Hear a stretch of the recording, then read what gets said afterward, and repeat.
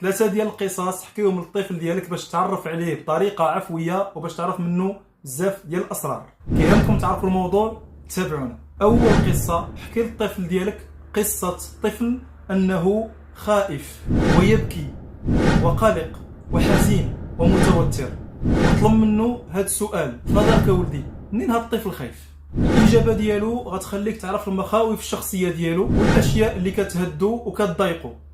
القصه الثانيه، احكي لطفلك قصه عن واحد الشخص اللي غادي يسافر لواحد المكان بعيد جدا وعمره ما غادي يرجع، وغتطلب من الطفل ديالك تقول ليه شكون هو هذا الشخص اللي غادي يمشي لمكان بعيد وعمره ما غادي يرجع. من خلال الاجوبه ديالو غادي تعرف شكون هو الشخص اللي كيخاف منه الطفل، شكون هو الشخص اللي كيكرهه الطفل، شكون هو الشخص اللي كيضايقه الطفل، شكون هو الشخص اللي كيتمنى ان الطفل يكون بعيد عليه. القصه الثالثه، حكي للطفل ديالك قصه ديال واحد الطفل رجع من المدرسه